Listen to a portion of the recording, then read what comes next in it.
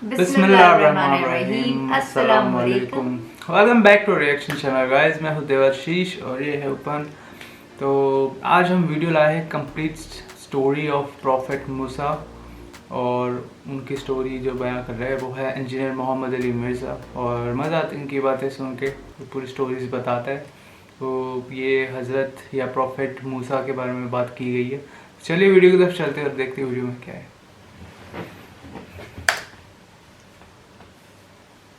सुम्मा बासना मिन बादिहिम मूसा बि आयातिना। फिर जब इतने अंबिया का हमने जो जिक्र किया है, अब देखें अल्लाह ताला ने बाकी सबको जनरल कवर किया है। मैंने आपको बताया था कि तफसीली हालात जो है ना वो 6 पैगंबरों के ही आए हैं कुरान में। हजरत नूह अलैहिस्सलाम, सालेह अलैहिस्सलाम, नूह अलैहिस्सलाम, हूद अलैहिस्सलाम, सालेह अलैहिस्सलाम प्री इब्राहिमिक है। और उसके बाद फिर हजरत इब्राहीम अलैहिस्सलाम तो खैर सेंटर में है, उनका तो तफसीली जिक्र है ही है। और उसके बाद शुएब अलैहिस्सलाम और मूसा अलैहिस्सलाम और साथ हारून अलैहिस्सलाम भी कर लें और लूत अलैहिस्सलाम, ये टोटल 7 बन गए। 3 आप कह लें प्री इब्राहिमिक हैं और 3 पोस्ट इब्राहिमिक हैं। और उनमें से भी लूत अलैहिस्सलाम का तो आलमोस्ट जमाना हजरत इब्राहीम अलैहिस्सलाम वाला ही है। हाँ, शुएब अलैहिस्सलाम जो है वो हजरत इब्राहीम की औलाद में से है। मूसा अलैहिस्सलाम भी हजरत इब्राहीम की औलाद में से, ज़ाहिर बनी इसराइल है। सुलेमान अलैहिस्सलाम, हाँ वो भी खैर, लेकिन वो एक रसूल की हैसियत से नहीं, वो नबी की हैसियत से आए थे।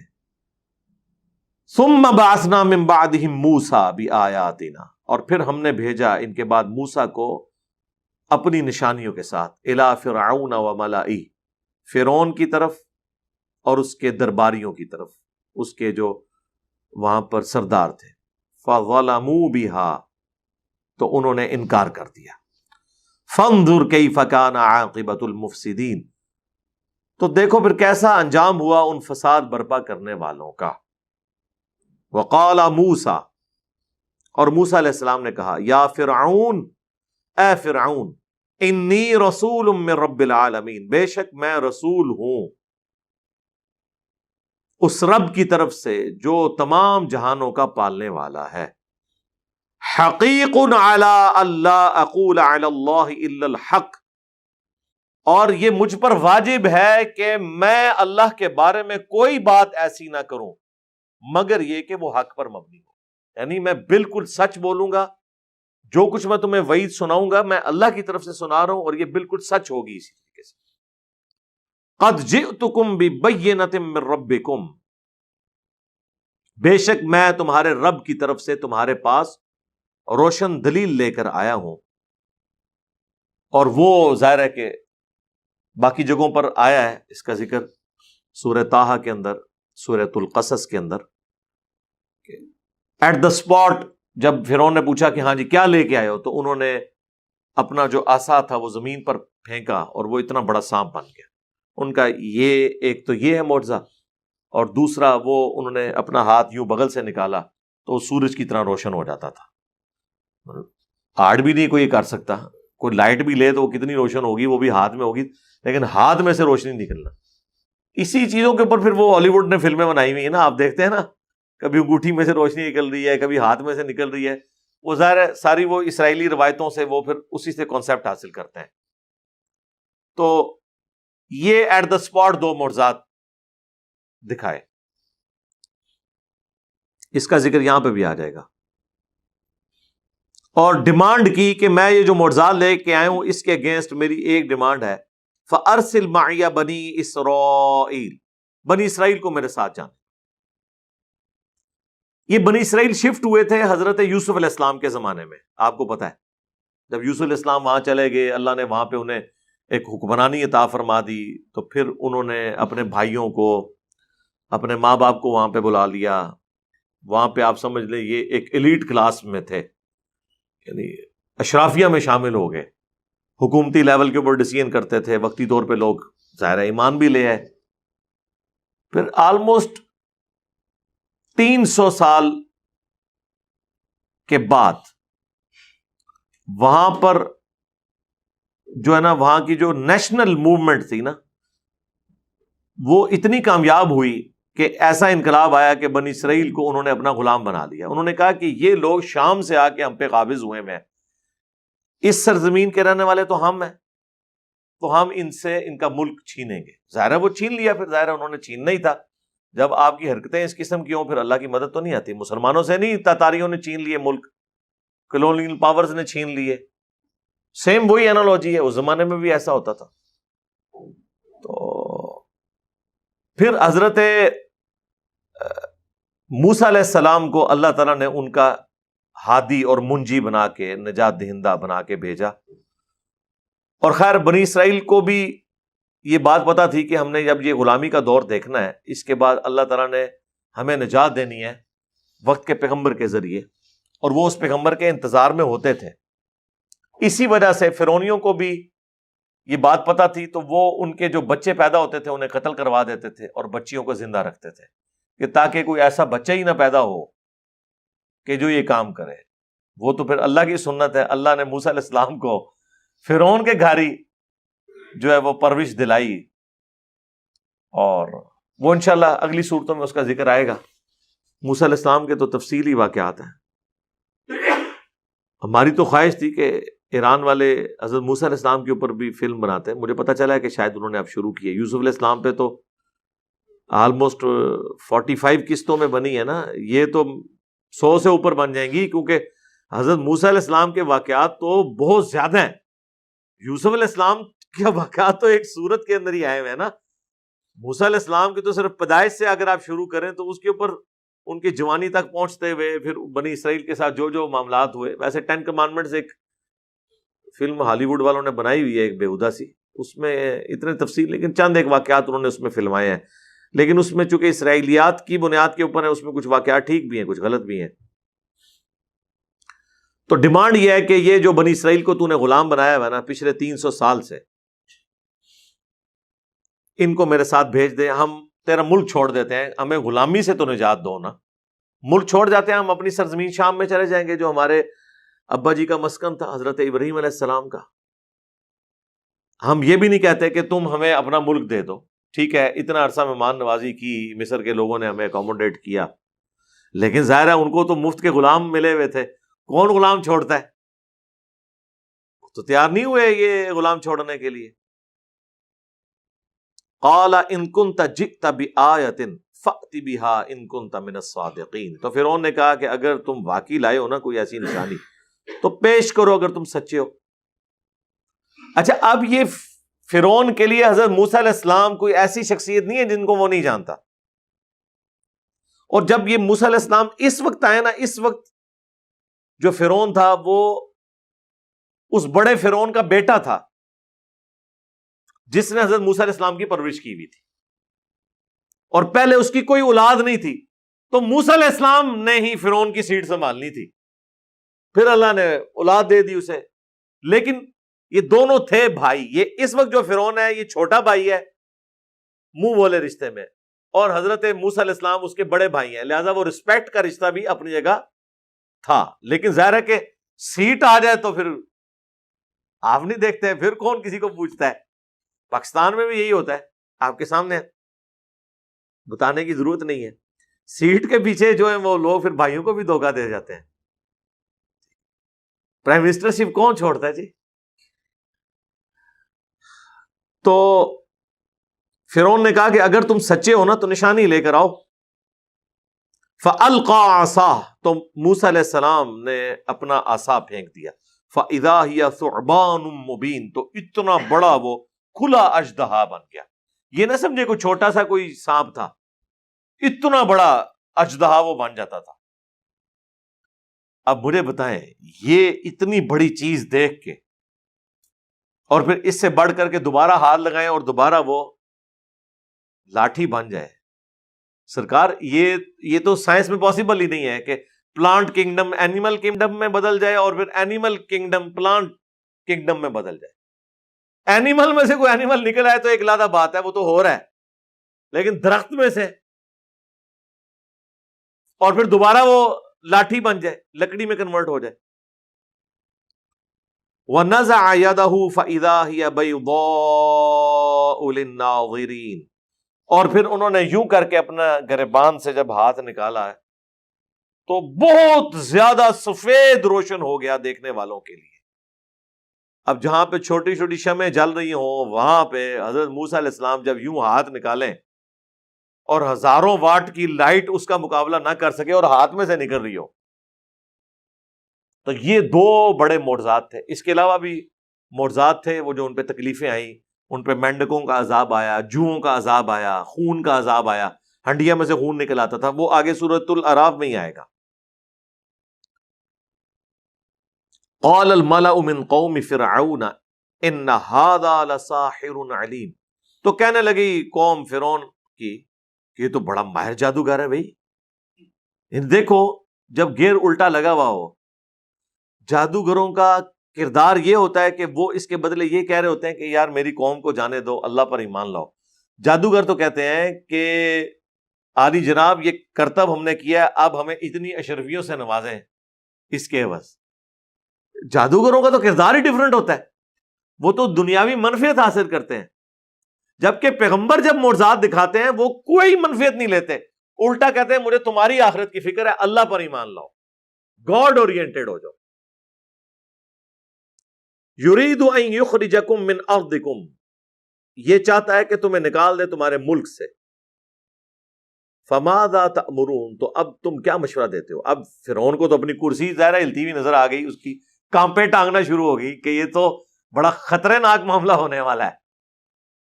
تو اس نے اپنے وہ سارے واریوں کو کہا کہ بھی اب کیا مشورہ دیتے ہو؟ یہ تو اس چکر میں ہے کہ تمہاری بھی چودراہٹ ختم کرے, تمہاری پوسٹیں چھین جائیں, وزارتیں چھین جائیں. حالانکہ مجھے بتائیں کہ مطلب حضرت موسیٰ علیہ السلام نے یہ کہا تھا کہ تم اپنی حکومت میرے والے کر دو, انہوں نے کہا ہم جا رہے ہیں تمہیں چھوڑ کے, بس بنی اسرائیل جو ہیں یہ ہمارے والے کرو, جو تم نے غلام بنائے ہوئے ہیں, تم اپنے معاملات, تمہارا ملک ہے, اپنا پکاؤ کھاؤ اگاؤ, اتنی زرخیز زمین, دریائے نیل جو دنیا پہ ایک اللہ تعالیٰ کا زندہ معجزہ ہے, آج تک ایسا دریا کوئی نہیں ہے, تو تمہیں اللہ نے دیا ہوا, تم اللہ کی نعمتوں سے لطف اندوز ہو. اب مجھے بتائیں کہیں موسیٰ علیہ السلام نے یہ کہا ہے کہ میں تیری سیٹ پہ بیٹھنا چاہ رہا ہوں؟ اس نے دیکھے خود سے مطلب نکال لیے. سیم ایٹیچیوڈ مولویوں کا یہی ہے, مطلب ہم نے پورے اخلاص کے ساتھ قرآن و سنت کی دعوت شروع کی, اے جی اپنا فرقہ بنانا چاہتا ہے, حالانکہ بول کے بھی کہا کہ نہیں فرقہ نہیں بنانا. یہ میں آپ کو مینٹالٹی بتا رہا ہوں, سیم مینٹالٹی ہے. آپ بول کے کہ چندہ نہیں دینا, نہیں ہے ہوں کہہ رہے ہیں دیکھنا ایک دن آئے گا لوے گا. ہم کہتے ہیں یار جب فرقے بنتے ہیں تو ایک دوسرے کے پیچھے آپ لوگ نمازیں نہیں پڑھتے ہیں, چندہ بک الگ کرتے ہیں, مسجدیں الگ کرتے ہیں. ہم نے تو مسجد کوئی نہیں بنائی ہے, نہ بنانی ہے, ہم آپ کے پیچھے نماز نہیں, ایک دن آئے گا بنائیں گے. سرکار 15 سال تک گزر چلے نا, اور کتنا انتظار کرنا ہے, ایٹ لیسٹ 14 سال تو ہو چکے ہیں, 2008 سے اب 2022 ہے. تو پیغمبروں کے ساتھ بھی ان کا ایٹیچیوڈ یہی ہوتا ہے. تو آج جو پیغمبروں کی دعوت پیش کرے گا تو یہ اس کے ساتھ وہی حشر کریں گے جو یہ ہمارے پیغمبروں کے ساتھ کیا کرتے تھے. تو اب وہ کہہ رہا ہے کہ بتاؤ پھر کیا مشورہ دیتے ہو؟ اب انہوں نے وہی مشورہ دیا کہ ٹھیک ہے اگر جادوگری ہے تو پھر میچ ڈلوا لیتے ہیں. جب جادوگر, ہم اس سے تگڑے جادوگر بلوا لیں گے تو ظاہر ہے کہ لوگوں کے سامنے یہ اس کو شکست ہو جائے گی, لوگ اس کی بات کو توجہ سے نہیں سنیں گے. قالوا ارجہ, تو وہ کہنے لگے کہ تھوڑی دیر آپ رک جائیں, اسے مہلت دیں موسیٰ کو نا, وَأَخَا, اور اس کے بھائی کو, وہ بھی ساتھ ہی تھے حضرت ہارون علیہ السلام. کچھ عرصے کی مہلت مانگ لیں کہ ٹھیک ہے یار تم نے جو یہ چیز رکھی ہے نا, ہم اس کے اوپر غور و تفکر کرتے ہیں. وَأَرْسِلْ فِي الْمَدَائِنِ حَاشِرِينَ, اور مختلف شہروں میں نا اپنے ہرکارے بھیج دو. يَأْتُوكَ بِكُلِّ سَاحِرٍ عَلِيمٍ, تاکہ وہ ماہر جادوگر تمہارے لیے لے آئیں. تھوڑا سا ٹائم مانگ لو, پھر ہم ان کے ساتھ میچ ڈال لیں گے. وَجَاءَ السَّحَرَةُ فِرْعَوْنَ, تو آئے جادوگر اکٹھے ہو کر فرعون کے پاس, یعنی وہ پوری سلطنت سے جادوگر اکٹھے کیے گئے.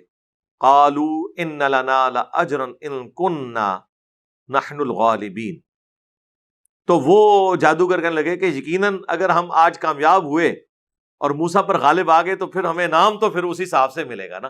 دیکھ لیا میں نے آپ کو کہا تھا کردار, یہ جادوگروں کا کردار ہوتا ہے کہ آتے ہی کہہ رہے ہیں کہ سرکار کام سے بلایا جائے, پھر دیکھ لینا سارے آپ کی بادشاہت بچا رہے ہیں, آپ کی وزارتیں بچا رہے ہیں, آپ کا ملک بچا رہے ہیں, تو پھر انعام بھی اسی حساب سے ہی ہوگا. قالوا نعم، اس نے کہا ہاں جی کوئی شک ہی نہیں ہے، دولت کے دانے آپ پر کھول دیے جائیں گے۔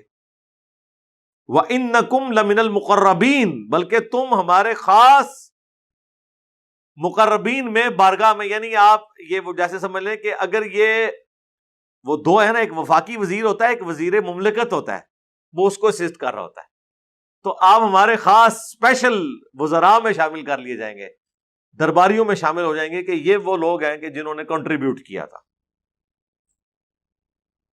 کیا بات ہے جی! اب کس نے سوچا تھا کہ ان کی قسمت میں ہدایت لکھی ہوئی ہے، جو لڑنے آئے ہیں۔ یہی اللہ کی سنت ہے کہ اللہ تعالی جہاں سے کسی کا گمان بھی نہیں ہوتا وہاں سے اپنے معاملات، اور یہ بھی اللہ کے ایک زندہ معجزہ ہی ہوتا ہے۔ یعنی آخری پیغمبر اللہ تعالیٰ نے یونان میں نہیں بھیجا، انڈیا میں نہیں بھیجا، ایران میں نہیں بھیجا، رومنز میں نہیں بھیجا، جو اس وقت کی سب سے زیادہ سیولائزڈ اور انٹیلیجنشیا شمار کیا جاتے تھے، بدوؤں میں بھیجا جو ان پڑھ لوگ تھے، تاکہ اللہ تعالیٰ نبی الاسلام کی ذات کو زندہ معجزہ بنائے کہ یہ سسٹم کی آؤٹ پٹ نہیں ہے بلکہ یہ شخصیت معجزانہ ہے، اس سسٹم میں سے تو ایسے لوگ نکل نہیں سکتے تھے۔ اور یہ ہمیشہ اللہ تعالیٰ ایسا کرتا ہے، اپنے دین کے لیے ہمیشہ وہاں سے اپنے بندوں کو اٹھاتا ہے جہاں کسی نے سوچا بھی نہیں ہوتا۔ پچھلی دفعہ گفتگو کنکلوڈ ہوئی تھی فرعون کے اس اعلان کے اوپر جس کے اگینسٹ اس کے ہرکاروں نے پوری سلطنت سے جادوگروں کو جمع کیا، سیدنا موسیٰ علی نبینا و علیہ الصلاۃ والسلام کا مقابلہ کرنے کے لیے، کیونکہ ان کا معجزہ بڑا غیر معمولی تھا۔ انہوں نے جب فرعون نے ڈیمانڈ کی کہ آپ کو اللہ کی طرف سے اگر کوئی نشانی دی گئی ہے تو دکھائیں، تو دو نشانیاں انہوں نے پیش کی جو ہم نے پچھلی دفعہ پڑھی تھی۔ ایک تو یہ کہ انہوں نے اپنے عصا کو زمین پر پھینکا تو وہ ایک اژدہا، بہت بڑا سانپ نما جانور بن گیا، اور دوسرا انہوں نے اپنے گریبان سے جب ہاتھ نکالا تو وہ سورج کی طرح روشن تھا۔ اب اس زمانے میں تو ظاہر ہے ایک بہت بڑا ایک معجزہ ہے، آج کل تو چلے کوئی بیٹری فٹ کر لے، کوئی ایسا سلسلہ کر لے، تو یہ دو بڑے معجزات تھے۔ اس کے اگینسٹ پھر اس نے مشورے کے بعد یہ طے کیا کہ اب موسیٰ علیہ السلام کے مقابلے کے لیے جادوگر اکٹھے کیے جائیں، کیونکہ اس نے ان کو پیغمبر کے طور پر تو نہیں دیکھا بلکہ یہ گمان کیا کہ یہ جادوگر ہے، تو اگر ہم اس سے کوئی بڑا تگڑا جادوگر لے آئیں تو موسیٰ علیہ السلام کو ہم شکست دے لیں اور اس کی وجہ سے اپنی سلطنت بچا لیں، کیونکہ موسیٰ علیہ السلام کی دھاک لوگوں پہ بیٹھنا شروع ہو گئی تھی۔